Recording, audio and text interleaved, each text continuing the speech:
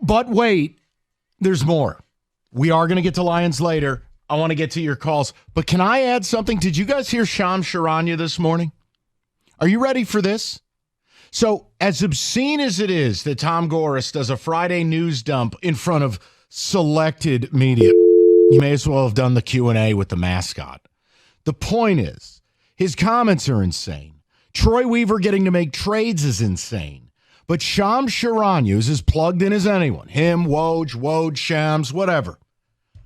Charania said this morning, I'm told the Pistons are going to be active for a power forward. Here are the names. You ready for this? Pascal Siakam, OG Anunoby, Tobias Harris, or Miles Bridges. Now, work with me for a second. First of all, Siakam is a free agent. He is not taking your money. Plus, the Raptors haven't committed to him. So if they don't commit to him, they'll commit to Anunoby, meaning you got the player they didn't want.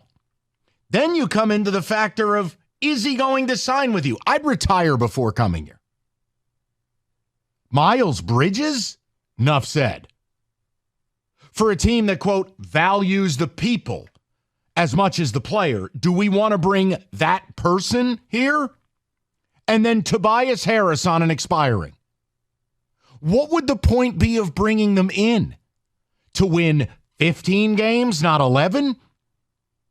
What effing planet am I on? Which one? I mean, where am I?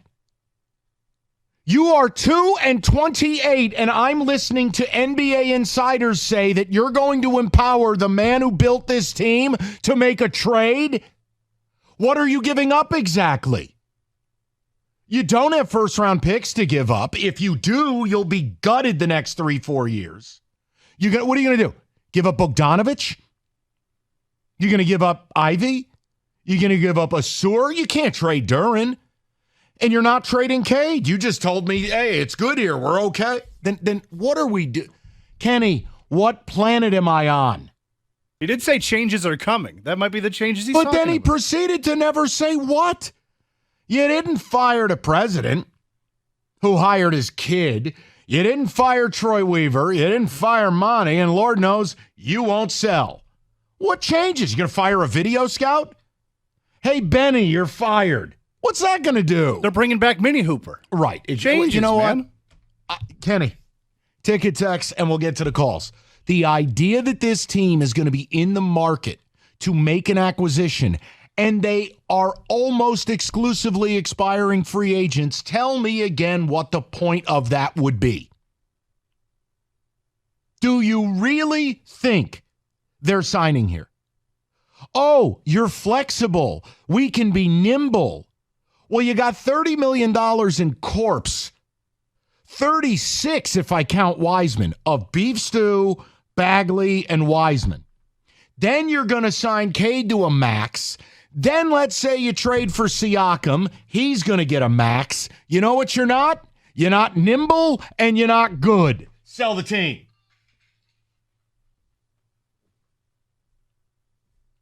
Yes, Kenny.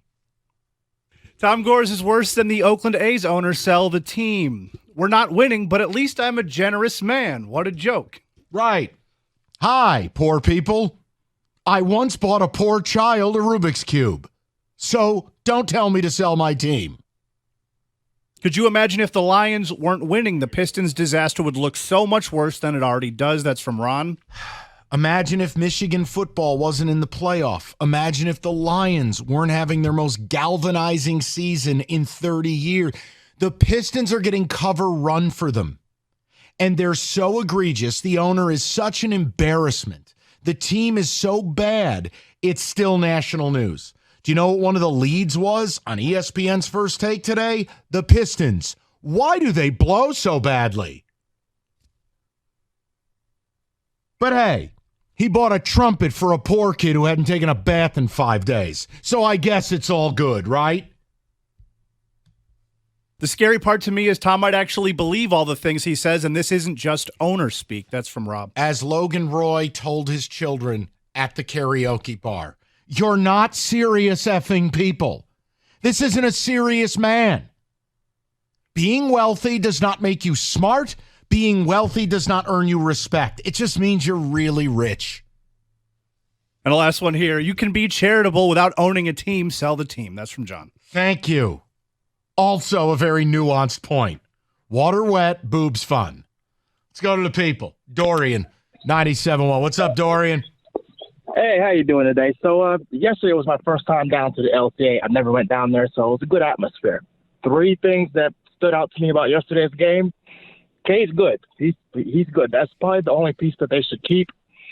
Secondly, they cannot hit a 3-pointer. And third of all, they do not hustle on defense. Like when they turn the ball over and other teams on the fast break, they do not get back at all. Well, it's worse than that because defensively they don't know where they're supposed to be. They're 30 games into the season, and their coverage assignments are a complete mess. You can watch it in the half court. They're switching when they're not supposed to. They're picking up the wrong person. They're not closing out. They're not hedging strong enough. They're a disaster, a total disaster. They definitely are.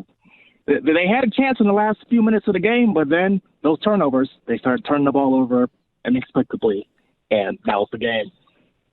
Okay. Yeah, I mean, and again, Dorian, I've done a bunch of segments on it. Troy Weaver, who's going to be allowed to shop, has built a team that in the modern era of the NBA makes no sense.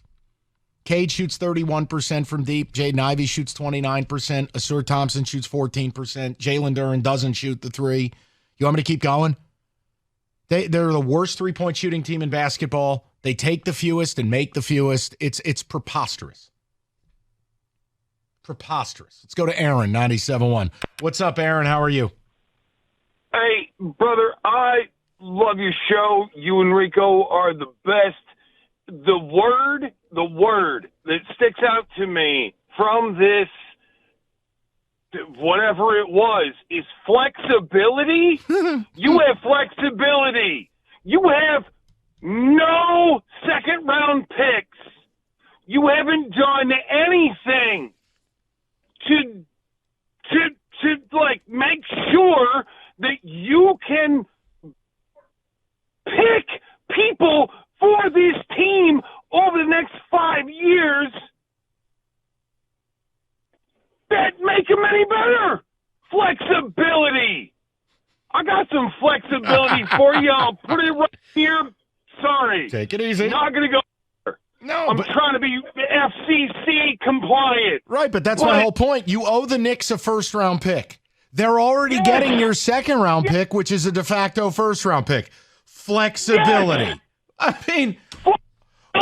Flexibility, my balls, Mike. I know, and here's what's going to happen. Aaron, here's what's going to happen, brother. My fear is it's going to be Blake Griffin Redux. They're going to do something egregious. Can we... Yeah.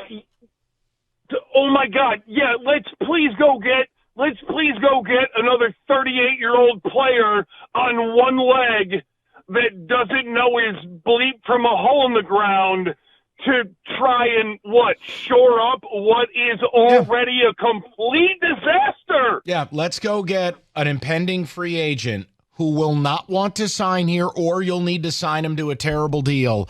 In the midst of a year, you go 7-75. But they're nimble.